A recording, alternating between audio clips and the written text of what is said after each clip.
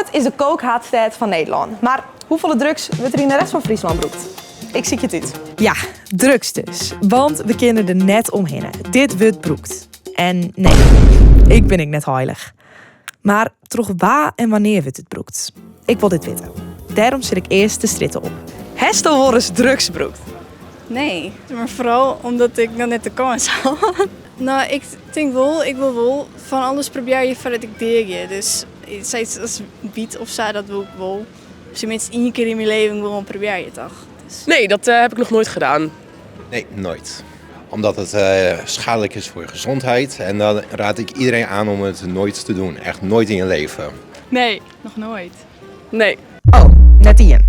Dat is gek, want de cijfers liegen net. Je just dat 4% van de volwassenen alroenie hier ecstasy broekt het en 3% coke. 3 MMC is ik populair. En vanzelfs binnen gemiddelden in Amsterdam heger als hier in Friesland. En die cijfers binnen wel van 2 ilien. Maar het wie wel 8% hier. Dus dat is net niet, toch?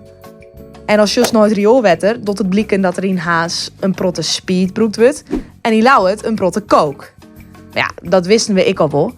Het punt is, wij binnen de meesten niet maar je wat hoe vertellen kunnen. Hestel wordt eens drugs broekt. Ja, wel eens. Oh, daar dus. Wel eens. Kerstelmeesken die dat regelmatig toch? Ja, heel veel. Ja, best wel. Ja. En wat broeken zij dan?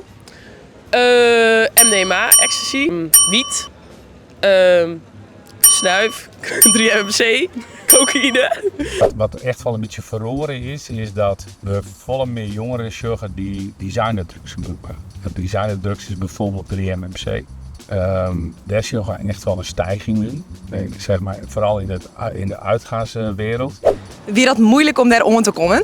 Nee, heel makkelijk. Ik ben wel nieuwsgierig hoe makkelijk altijd gaat. En zo kwam ik al heel snel via een nummer.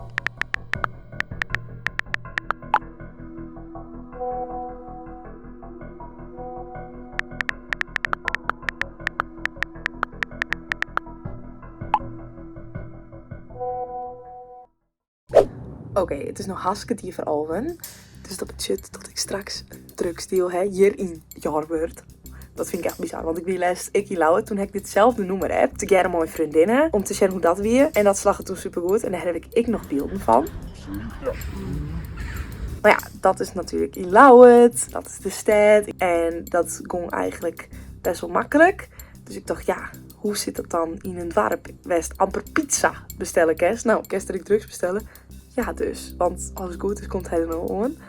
En ik zit het muziekje te filmen. Maar ja, ik wil net deden. Dus ik geef mijn best aan. Maar nee, ja, we zitten in. Hallo. Klopt.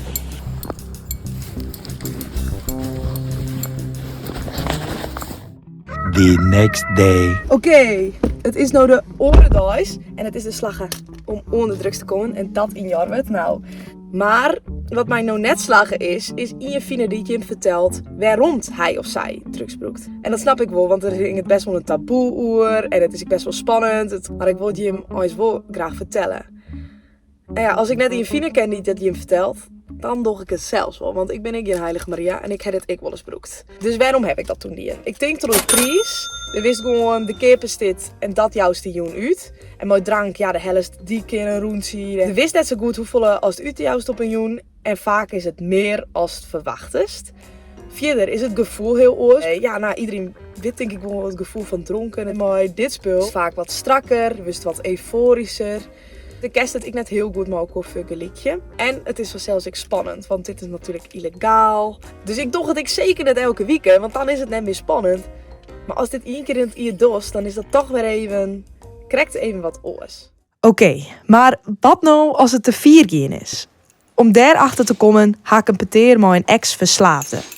Hij wil graag anoniem blijven. Als eerst ben ik benieuwd, welke middelen heb jij in het verleden gebruikt?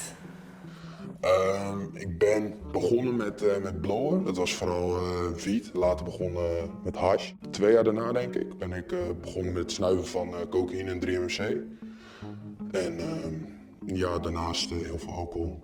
En waar gebruikte je veel? Ja. Eigenlijk overal waar ik me kon gebruiken. Het snuiven was vooral veel op feestjes, in keten. Dorpsfeest ging ik veel naartoe, daar werd natuurlijk veel gebruikt. We zorgden er als groep altijd wel voor dat we gewoon allemaal genoeg bij ons hadden. Dus dat gewoon van tevoren halen. En ja, als we gefouilleerd werden, dan waren er eigenlijk altijd wel mensen die we kenden die sowieso wel verkochten op dat soort feesten. Weet je, die liepen daar gewoon rond met van alles en nog wat bij. Alleen op een gegeven moment was het zo ver dat dan moest ik op een gegeven moment stage lopen, op een maandag bijvoorbeeld, om uren in te halen. En dan had ik het weekend hard doorgehaald en dan kon ik de zondags niet slapen. En dat ik vervolgens 's ochtends vroeg op mijn stage gewoon stond te snuiven, omdat ik anders niet kon functioneren. Toen ben ik op een gegeven moment als laatste strohalm zijn we bij een afkeerkliniek terechtgekomen. Yes, we can, in Hilvarenbeek. En mijn ouders wouden dat ik daar naartoe ging. En ik wou niet, maar ik was 17, dus ik had daar op dat moment niet heel veel van te vinden. Dus daar 10 weken in klinische opname gehad en sindsdien nooit meer gebruikt. Sam verhaal is heel heftig. En als Jos maar weer hoe verslavend en verschrikkelijk drugs wezen kan. Gelukkig is het probleem nog net zo groot dat we ons heel druk hoeven te maken hier in Friesland. Soms lijkt het dat zo, maar als Jos naar de gemiddelden valt het daar. En er willen ik nog mensen niet geen drugs broeken. Maar misschien komt dat ik wel omdat mensen het leven net dealen aan een onbekend famke met een microfoon in haar hand. Dus, conclusie. Friesland is geen drugsimperium met alleen maar junks. Maar het is wel redelijk makkelijk om ondrugs te komen, dus de handel speelt het wel echt. Zo nou en dan een snuifje of pilletje, ja, om mij mag het wel kennen. Want laten we even eerlijk wezen, we doen hoe drank alweer ik alsof het de normaalste zaak van de wereld is. Dus misschien doen we dat met orenverslavende middelen in de toekomst ik wel. Wat zei je ervan?